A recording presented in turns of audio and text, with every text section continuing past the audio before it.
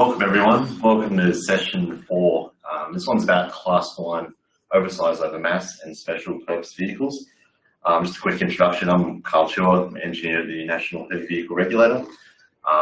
This session will be recorded, and if you do have any questions throughout any slide, please feel free to submit them. We'll try to answer them at the end, and if they do refer to a slide, just put down the slide number. I'll pass it on to Kerry now, who will introduce himself. Yeah, Kerry Pato, Principal Engineer at NHVR. Oversize over mass and special purpose vehicles are probably my key knowledge base. I looked after the Queensland permit management system, looking after these vehicles in two goes for just on 20 years, I think. So yeah. So please excuse me if I jump ahead and if I say terms that you don't understand, because I'm very familiar with it. So I'll try to not step ahead too much. So what we're going to look at is basically why we allow Class 1 heavy vehicles on the road to access the road. What is a Class 1 OSOM, or a load carrying vehicle, oversize over mass? What is a Class 1 special purpose vehicle? Bit of history on management of these vehicles, the current arrangements, and some time for questions. It's not a real long presentation today, so we'll see how we go. So why do we allow Class 1 heavy vehicles? Basically it's to move and to build big things. There's an allowance for these vehicles to travel on the road because big things have got to be moved and big things have got to be built. So if we have a look at some of the examples here, we have top left-hand corner, we have a bridge beam, which is on a oversized and probably over mass prime mover semi-trailer combination.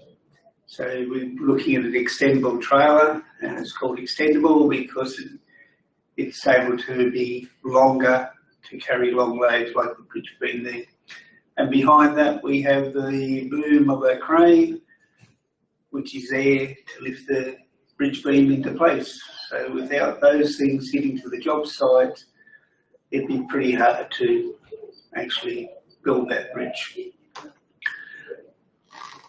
The next one is, the next two have to do with mining equipment. The middle one at the top row is a dump truck body being moved out to one of the mine sites in central Queensland, coal mines. Obviously, it's a little bit wider than 2.5 metres. They're not that heavy, but so we've got pilots and escorts and that, so they have to be moved. They don't have facilities out at the mine sites to actually weld them together, so they tend to take the body in one load and the actual hauler unit or the truck itself in another load, and then probably another trailer carrying the tyres off the truck as well. So the next one's probably again for a big coal mine. It's actually a front end loader. It's sitting on what we call a platform trailer. It's been widened out, and we'll discuss that later. So they've taken off the wheels, they've taken off the bucket to reduce the weight, so it's suitably carried on the road. So if we look at the next three, the next row, these all got to do with wind farms. So the one on the far left is concrete pumps with very long booms to reach out to pour the concrete for the base of the wind farm. The next one is a blade, again on an extendable trailer. So it's wind turbine blade. So again, you can't chop them up and carry them in little bits and put them together on site very easily. And the third picture there is a couple of cranes unloading part of the wind tower base to off a load carrying vehicle. So again, they use there. And the one down the bottom, sometimes people move big loads just for pleasure. Now, the says you're going to need a bigger boat. I think you're going to need a bigger trailer, a bigger truck for this one.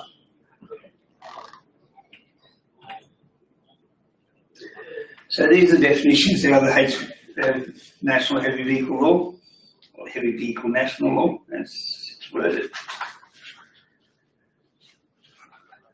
So what is a Class 1 OSOM or load-carrying vehicle? It talks about a heavy vehicle as a Class 1 OSOM or load-carrying vehicle if it, together with load, does not comply with prescribed mass requirement or prescribed dimension requirement applying to it. So prescribed mass requirements are 6 tonne steer, 16.5 on the drive, 20 tonne on the triaxle group. Prescribed dimensions 2.5 wide, 4.3 high, 19 metres long for a combination, but it has to be carried or is designed to carry. So something like the platform trailer we saw before, it's always a Class 2 vehicle when it's empty. So it's carrying or designed for the purpose of carrying a large individual item, including, for example, a combination including a load loader. So a load loader would always be, even when empty, is always a Class 1 vehicle. But it is not a road train or a B-double or carrying a freight container designed for multimodal transport. And it's all based on the principle of indivisibility. So that's where a large indivisible item means an item that cannot be divided without extreme expense, effort or risk to damage to it, and cannot be carried on any heavy vehicle without contributing a mass requirement, dimension requirement. So it can't be carried on a regulation vehicle. So they range from quite large load-carrying vehicles to fairly small ones. So the one up the top is looks like a transformer being transported. The green things around the transformer in the middle are what's called a beam set. Those beam sets are actually mounted and pivot on the platform trailers or modular platforms at the front and the rear. Each of them has 12 axles. So you've got 24 axles with 4 tyres and axle. So you've got plenty of tyres there. So you're looking at close to 200 tyres on the trailers. It's being pulled by 3 trucks, hooked in combination, and they're quite interesting. If you ever get to travel in one of those, they all just do your gear changes just by over the CB talking to each other to make sure they're already thing. And it's got 2 ones pushing. So all up, this vehicle probably weighs around, you're probably looking up close to 500 tonne total mass of that combination, and overall length, you're probably looking up around 100 metres in length for that one combination. So that's a very special movement. There's lots of controls and that. There's lots of work and planning to be done before any of that's happened. So that's at the top end of the scale. Going towards the bottom end of the scale, on the left in the middle, you've got a tilt tray with a side hut on it. It's over 2.5 metres wide. It cannot be carried within regulation dimensions. So it is a Class 1 vehicle, road carrying vehicle, carrying an indivisible item, large indivisible item. The one in the middle, right of the middle load, that's quite common. It's a prime mover and a spread quad trailer. And it's called a spread quad because the spacing, so it's got 2 axles close together, a gap, and then 2 axles further behind. Spacing is normally 1.2, 2.4, 1.2, which when we look back in the history, it actually comes from 4 foot, 8 foot, 4 foot was the axle spacings when they developed the standards. It's carrying an indivisible item, which is a piece of earth-moving equipment, so a front-end loader or an end loader, and it'll be either too heavy to carry on a normal vehicle or too wide. It looks like it might be a bit over 2.5 wide. So that, again, it's a load carry vehicle. bottom row on the left is a house removal vehicle, so it's got a house removal trail. They're purpose-built trailers for moving houses. They lift anywhere up to the base of the house, anywhere up to about 3 metres off the ground, and are purpose-built. They're also built over 2.5 metres wide, usually to give them the stability when they're carrying the wide loads. So again, that house removal trailer would always be a Class 1 vehicle when it's empty, where your side hut is just a normal vehicle when it's empty. The one on the bottom right is a very light, so you've got a single steer, single drive truck with towing a single axle pig trailer, carrying water tanks. The thing with these water tanks, they're over 2.5 metres wide, doesn't matter which way you carry them, and the way they're carrying is probably gives you the reduction of width, which is best, but that probably makes them a bit over height. So they're again a Class 1 vehicle, but as soon as you drop the tanks off, you're back to a normal regulation vehicle. So it's just the over dimension example. Yeah, that's over dimension. No one's over dimension, except for the platform trailer and the low loader. You'll probably find they're all under regulation masses. You'd be surprised that houses are very light because they're mainly made up of air.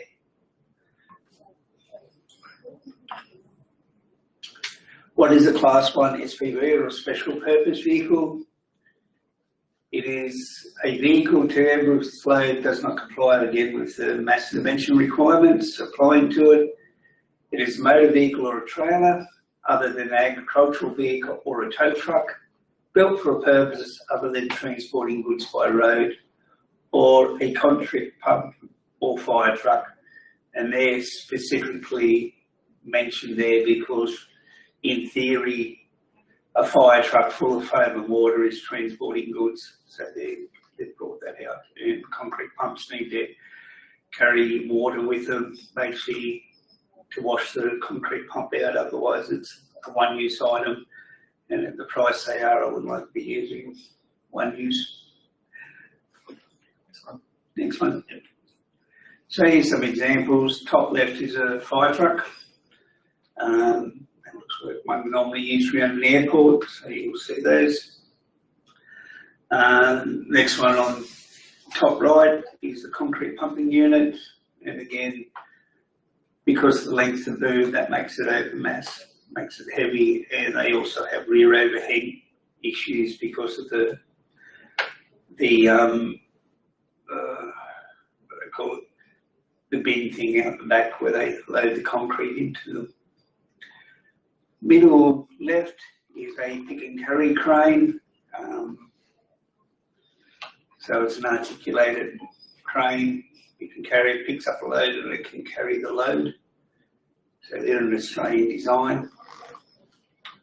The one in the centre left, centre right, is an all-terrain crane, 6-axle all-terrain crane, where the pick and carry crane's probably got a lifting capacity, maximum lifting capacity around 200 tonnes. The one on the right's probably got a lifting capacity somewhere between 200 and 300 tonnes. So it obviously weighs a lot more and it's heavier. So, and the one down the bottom is a road grader. Doesn't transport goods by the road, but it may exceed some dimensional mass requirements. They're usually heavy on the tandem axle groups at the rear there. All right. Bit of a timeline on the development of mass invention limits. So in 1977, NAASRA, which is the National Association of State Road Authorities, which formed the basis of what's now OS roads. It had an individual items task group established. Now, in 1981, that task group did a report that says recommend that mass and associated dimension limits for individual items. And this is where the basis of most of the mass and dimension requirements that the jurisdiction's been using for the last 40 years come from. So in 1985 they reviewed that report, and apart from a few minor changes, it was pretty much the same limits. 1995, the NRTC, which is the National Road Transport Commission, which is morphed into the National Transport Commission, or NTC, put out model OSOM vehicle regulations. And basically those regulations were used by the jurisdictions to develop notices or guidelines or whatever it was for vehicles to operate under notice. 1995, the NRTC also developed and published recommended conditions and associated dimension limits for indivisible items. So this was basically a rehash of the 1981 NAASRA work, and it's for vehicles operating under permits rather than under notices. So it was for special purpose vehicles greater than 40 tonne, and for OSOM or load carrying vehicles consisting of a prime mover, consisting of vehicles greater than 59.5 tonne total. So they would use dollies and things like that, or start to use 8-tied axles. That's where that applied. But again, using the same masses that NAASRA developed. In 2014, so the operating conditions from the Model OSOM vehicle regulations were included Schedule 8 of the mass dimension and loading regulations that we look after in the heavy vehicle national law. And at the same time, state notices that were based on those same model regulations were transitioned into the HVML with the introduction of that. 2016, most judicial Class 1 notices and annual permits were transferred to the Class 1 notice in the heavy vehicle national law. We'll talk about them a little bit more later. So if we look at the pictures on the left-hand side, the one on the top left's what's called a truck crane, twin steer, tandem drive, and that's what the NAASRA masses were based on, up to 40 tonne, and that's where all the dimensions and everything came from, around based around that vehicle. The vehicle down bottom is a prime mover with a 2x8 dolly and a 4x8 spread quad. So spread quad again, the 1.2, 2.4, 1.4, 1.2 axle spacing at the rear. So keep going.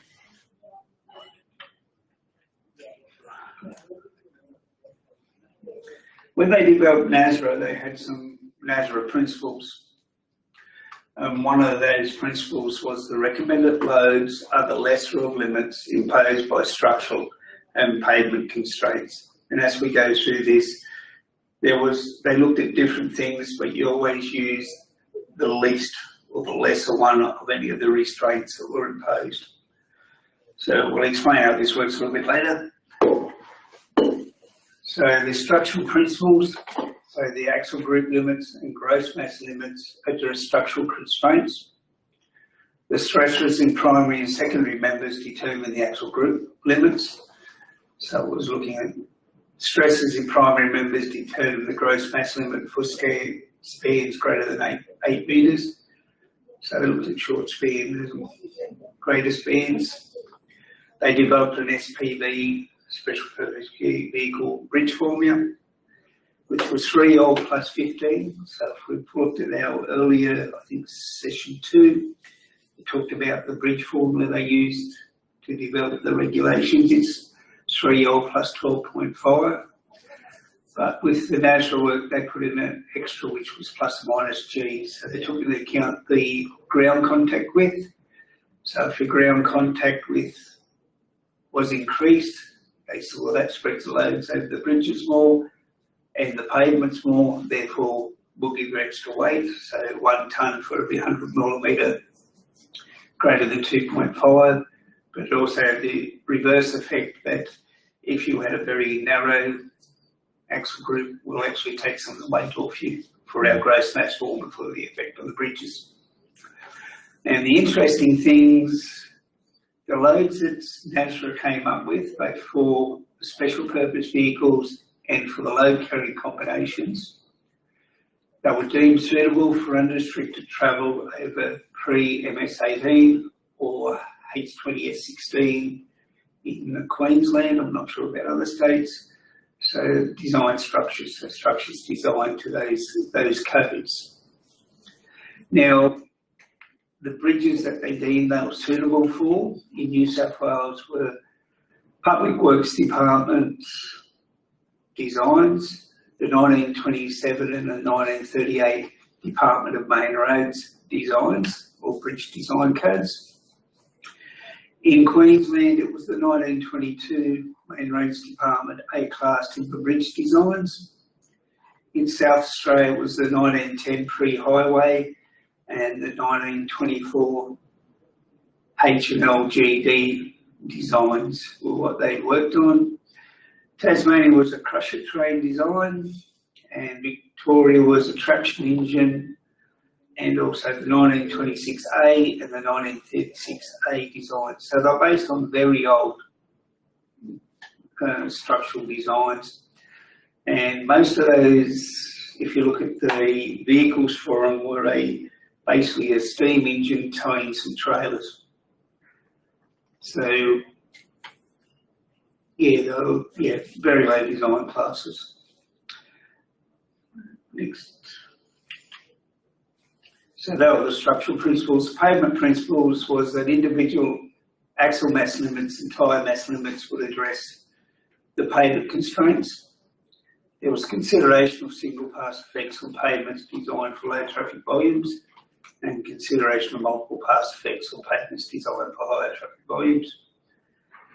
And there's a principle that tyre section width affects ground contact area and therefore affects your pavement deflection. So it's based on pavement deflection. So if I've got a wider tyre because my footprint is bigger, I can have a higher mass on that tyre and still only cause, because it's force over area, I'll only cause the same pavement deflection as a regulation tyre width.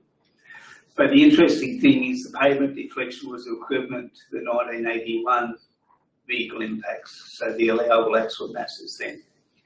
So what it shows down below is the 1981 axle mass limits, and in the brackets is the modern mass limits. So a steer tyre was 5.4 tonne, so now we can have 6.5 tonne on a steer axle, and half of that on each tyre. So you can see there's so any of the vehicles, any of the tyre limits in the NAASRA principles would have less effect than the equivalent regulation vehicle now. So a tandem axle group with 4 tyres per axle was 15 tonne. The NAASRA was looking at is now 16.5 tonne, and a tri-axle group with 4 tyres axle was 18 tonnes. And what NAASRA was trying to replicate the pavement deflection, but that now mass is 20 tonnes, so it's quite likely that vehicles, regulation vehicles running around today are actually putting more pavement deflection into than the vehicles that meet the NAASRA requirements. Next. So NAASRA had a number of controls in it, and as I talked about, they look at the least of them. So to get a certain weight on a axle, I've got to have certain width tyres, and then it looks at axle mass limits, and we learned the axle mass limits for short spans and also for pavement concerns. Axle group mass limits also do the same. Number of tyres per axle, that's for your pavement concerns, and spreading of the load. Axle spacing within axle groups, so there's limits on minimum axle spacing. You can't have any axle close to 1.2 metre to each other, where the regulations allow you to have 1 metre. Spacings between axle groups, this is your gross mass formulas, and for the gross mass formula for SPVs, special purpose vehicles, and then there were requirements like you have to have 6 metres between your drive and the first trailer, otherwise your total mass is reduced. And there's also, in NAASRA, there was, when you use dolly trailers, depending on your spacing between the first drive axle and the last dolly axle, there's a limit on that. So that's like a bridge formula, gross mass formula for your longer span bridges. And then they talk about ground contact width, and how much wider ground contact width you get more weight. But when you apply these, you actually look at the least of whatever's required, and we'll go through a few examples later. And this is what the NAASRA table looked like. So this is originally taken from the 1981 report, and it's not a bad read, looking at some of the old engineering principles they used and how they looked at things. And we can send a copy of that out for your reading. It's not that big a document, and it's actually understandable. Yeah, so this table was directly from... That's directly from the 1981. Yep. Okay. So for the spread quad axle group at the rear there, so we're looking at the last column in the table, 4 at 1.2, 2.4, so we get 35 tonne. Now, that is the limit for 4-tired axles, so if you've got 4-tired axles, you don't get any more than that. But by widening out your ground contact width, which is from the outside of the tyre to the outside of the tyre across the vehicle, with 8-tired axles, you can go up to 4.6 metres wide, up to 57.5 tonnes. So, so we can increase from 35, but on the next page, I'll explain the sort of effect of that. So if I compare this in comparison of a general mass limits axle, so a normal triaxle group, driving around the road behind on your semi-trailers behind your prime movers, maximum 20 tonne. Axle spacing can be between 2 and 3.2 metres, and generally about 2.4 metre ground contact width. Well, the next one along is a 4-tired axle meeting the NAASRA requirements. So I can have 35 tonne carrying an indivisible load. It's 4.8 metres from the centre of the first axle, centre of the last axle, with 2.4 ground contact width. And again, the next one's a quad axle group, compliant with NAASRA, 4.8 metres from first to last axle, 4.6 metres ground contact width, so that I can have the 57.5 tonne. So there's a little bit of analysis in the table below. So your load per tyre in normal triaxle group is 1.67 tonnes approximately. The quad axle group at 35 tonnes is about 2.19 tonnes, and a quad axle group, 8-tired quad axle group at 57.5 tonnes, you're down to 1.8 tonnes a tyre.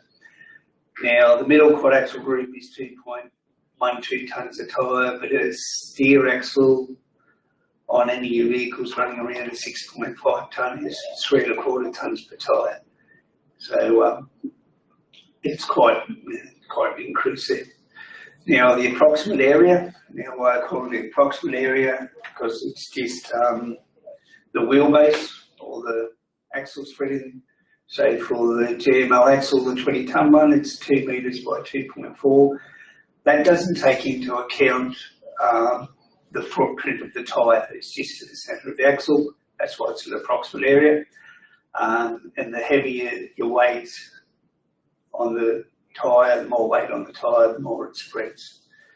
So the approximate area for the first one's 4.2 square metres, increasing 11.52 for 4-tired quad axle and 22, just over 22 metres for the 8-tired quad axle group.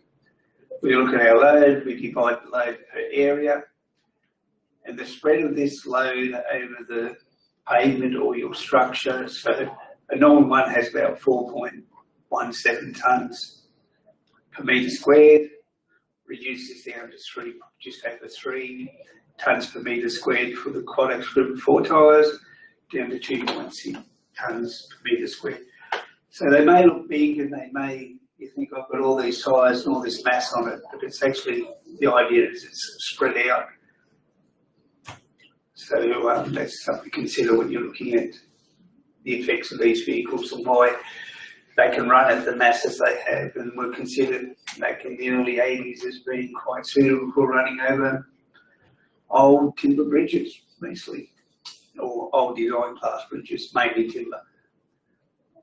Next one. So we do an example. So here's your prime mover,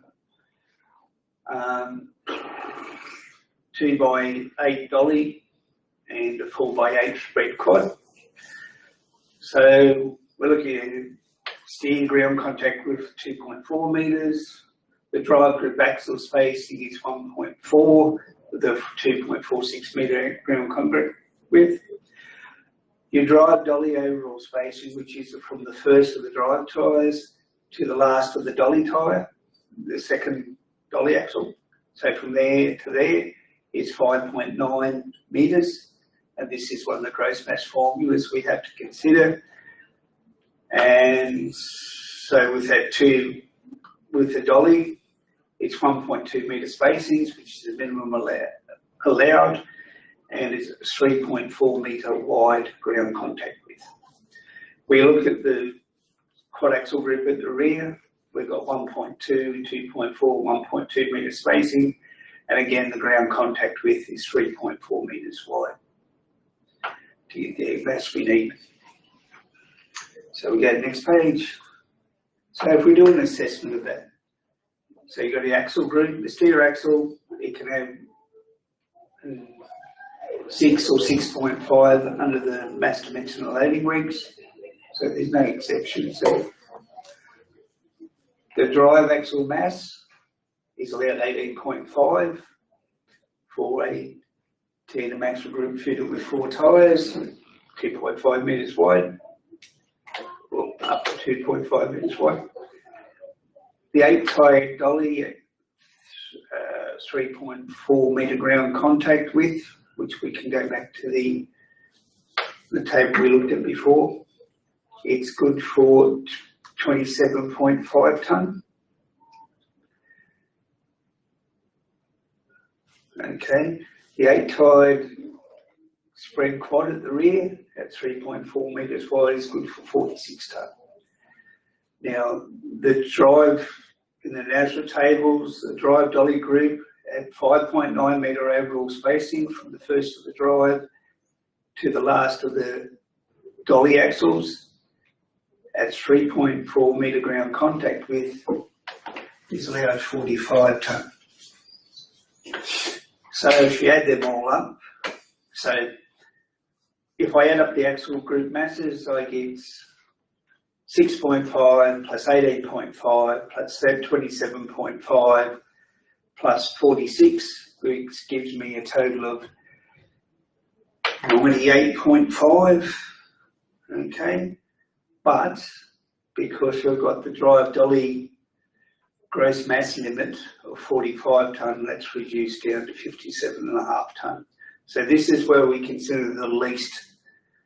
Now, whatever applies to it, you have to apply the least one. So the 45 tonne is the less of the allowable drive dolly group mass, or the sum of the drive mass, dolly mass. If it was the other way around, and your drive dolly group mass could actually restrict that, or could actually not be a restrictive one. It could be the masses, the sum of your masses that restrict it. And that's how the whole principle works. If I haven't got tyres that are big enough to take those masses, by the tyre tables in NAASRA, When they get the masses, I get the maximum masses for the tyres, and that's how the whole system works. So it's always the least. Okay, next. So this is a truck crane, normally called 50 tonne. They weigh 40 tonne because they've got 50 tonne lifting capacity, nominal lifting capacity. So the configuration of this, 2-2, so tandem axle group with 2 tyres on each axle, so a twin steer, and at the back it's got a 2 4-tired axles, so a 4-tired tandem axle group. So 4 tyres per axle. 4 tyres per axle. And then 2 at the front. Yeah. Yep. Axle spacing 1.45 metres, 3.85 metres, 1.35 metres. The axle group mass is 15.5 on the front and 24.5 on the back. And this is because these are limited. We're limited under NAASRA to 40 tonne maximum mass, and they're also limited under the National SPV notice to 40 tonne maximum max. So to get that 15.5 tonne on the steer, you need to have 3 56mm tyre section width on the front tyres and 3 30mm tyre section width on the rear tyres. If I have less than that, I get less mass. Ground contact width on these ones, it's 3.4 at front, and the rear one is at 3.1. So if we apply the bridge formula to this, which is 3L, so it's 3 times your length, which is your overall axle spacing from the first steer axle to the last drive axle, it's 1.45 plus 3.85 plus 1.35, which equals 6.65 metres. So we put that in the formula, we get 3 times. So we put it into the formula, and we get 3 times 6.65, which gives us, it's about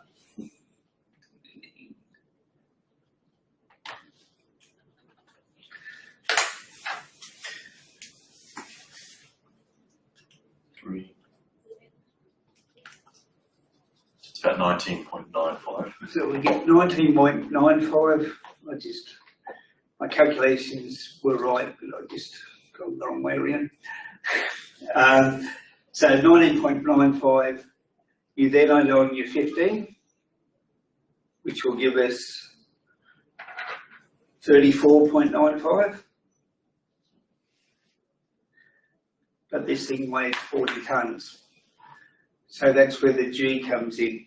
So it's 3L plus 15 plus or minus G. Because G is 3.1 metres, or no, because ground contact width is 3.1 metres, we take 2.5 off that, and we end up with 0.6 of a metre, or 600 millimetres, and we get 1 tonne for every 100 millimetres, so we can add another 6 tonne. So doing the full gross mass formula, it's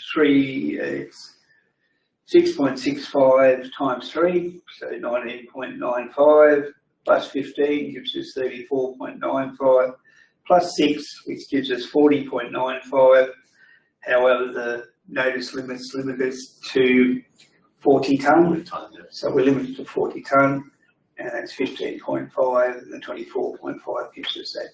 Yep. Individual axle masses, the steer axle mass on this can be 16 tonne on the steer, and with that axle spacing, that's 3.6 metres, it can be up to 27 tonnes, so they're within those limits as well.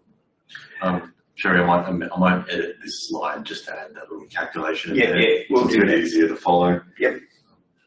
We'll just move it up from the notes into the slide. Yep. Okay, cool. So the access arrangements for these Class 1 OSOM and special purpose vehicles. So pre the Heavy Vehicle National Law, pre-NHVR, NAASRA, NTC, NTC, NRTC, NTC for compliant vehicles were managed through jurisdictional permits or notices. So each jurisdiction basically ran these under permits or notices. Since then, there's a national Class 1 SPV notice, which covers vehicles up to 40 tonnes, special purpose vehicles up to 40 tonnes. And there's multi-state Class 1 load carrying vehicle notices, where one that gives a mass exemptions, the other one gives dimensions exemptions. The reasoning for that is that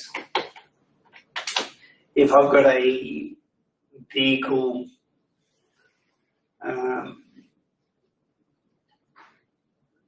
that's basically complies with the notice for the mass exemption, it's got a network to work on, so it's a prime mover and a quad axle trailer. So regulation masses, but there's a network under the notice to work on. However, it exceeds the dimensional requirement in the notice. It might be 5.1 metres high instead of 5 metres high, which the dimension exemption allows. Originally, when we were sending those off to road managers, because thinking they were heavy and large, they were saying, "Oh, you can't let this travel on this road because of the mass."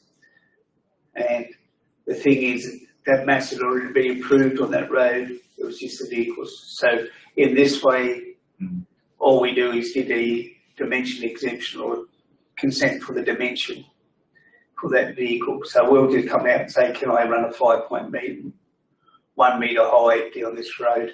Rather than saying, "Can I run a heavy and high vehicle down this road?" Because it's operation under mass exemption under the notice, and we're only looking for where it doesn't comply with the other exemption. Yep.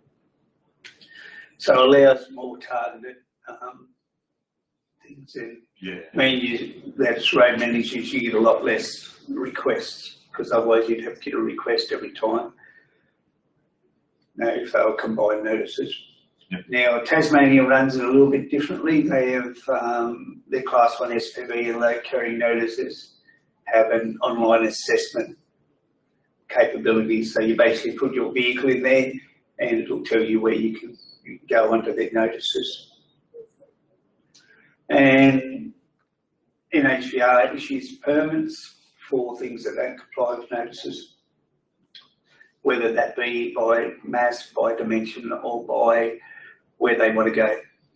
So that's how we manage the access of these vehicles. Next.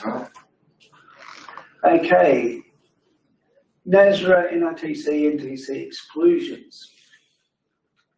Pick and carry cranes, all-terrain cranes with 3 or more axles, or actually all-terrain cranes, and platform trailers weren't really considered in the NAASRA work, because basically the pick and carry cranes and the all-terrain cranes didn't exist and hadn't been thought of, and the platform trailers at that stage were very, very rare, and it could be managed quite easily through and the scope of putting that in, even though Queensland introduced, a number of states introduced policies as to how much mass they could have on platform trailers. And it's interesting that Queensland, one of the people of the original NAASRA group is the one who developed the masses based on the same principles in Queensland. And he was looking at 15 tonne an axle on platform trailers at 1.8 metres basically. So they didn't exist. So they haven't been carried over through notices and things like that, even though notices based on the NAASRA stuff. Victoria has a all 345 axle all-terrain crane notice. Yep. I think South Australia also made a notice for it as well. And Tasmania's picked up by their system they're all train cranes, also pick and carry cranes. So what happened with these things that were excluded? Next. So because they were exclusions, there was a lack of national policy, and there's all sorts of problems. How they were managed, whether they were managed by permits or notices, cross-border inconsistency where you could drive up to a imaginary line on the road and you couldn't go any further.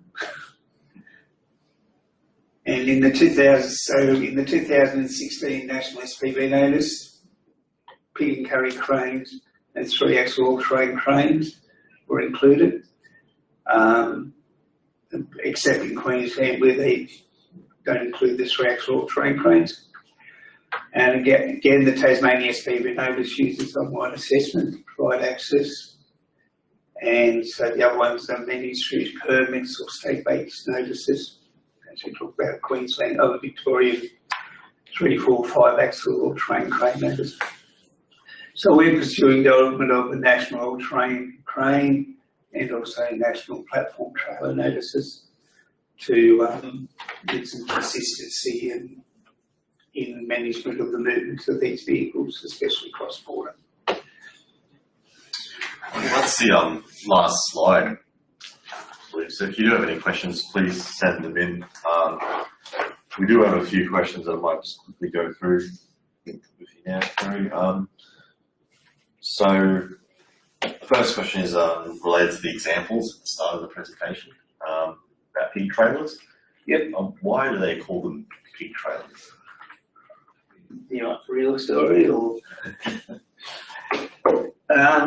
it's just how they're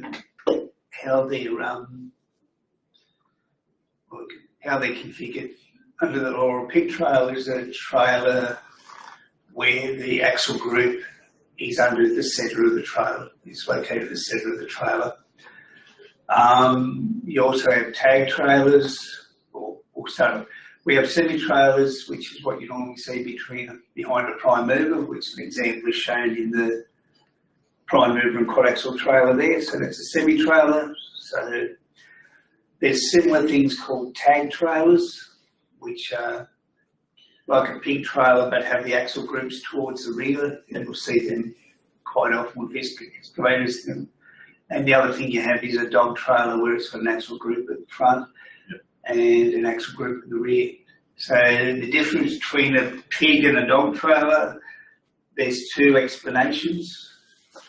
One I think is okay and one's just... So a pig trailer, if you look at the way a pig, if you have anything to do with pigs, actual animals, pigs and dogs, if you look at a dog turn around a corner, an actual physical dog, he'll actually bend at the front and follow it around. If you look at a pig trying to go around a corner, it doesn't bend in the middle, it's just So that is one explanation. But again, they are common terms used. Yes. I think some of them are defined in the HVNL. They're all defined in the HVNL. They're defined in the vehicle. And the other colloquial one is that a pig trailer is a pig to tow and a dog trailer is a dog to reverse. What I'll do is I'll also attach the NHVR list of common terms. Yeah. And what that shows is basically all the common terms and where they are in the relevant laws.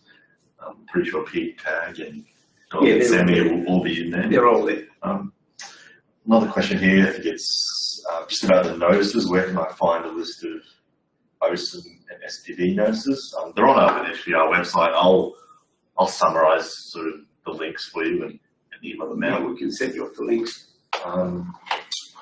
One here from Bruce Duncan. I got your questions about building approvals and compliance and enforcement. I might just get in touch with you directly about those ones.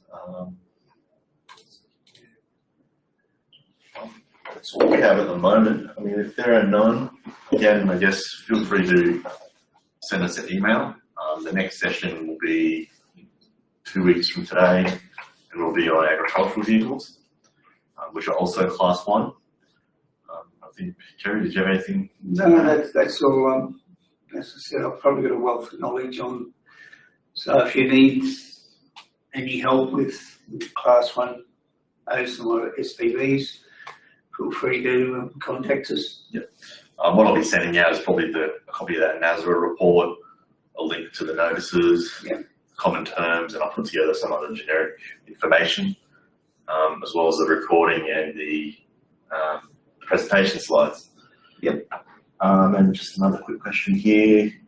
Where can I get information about the OSOM vehicle dimensions and PBS dimensions? I'll send those out to you directly. We do have a few charts and a lot of resources, but I'll send that to you directly.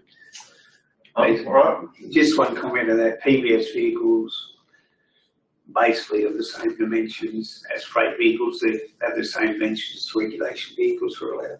Yeah, so PBS is under Class 2, and this is Class 1, so your OSOM SPV. Yeah, and Class 2 is basically freight vehicles. Yeah. I think I'll get in touch with you directly about that, PBS and OSOM. All right, thanks everyone. Thank you. Thank you.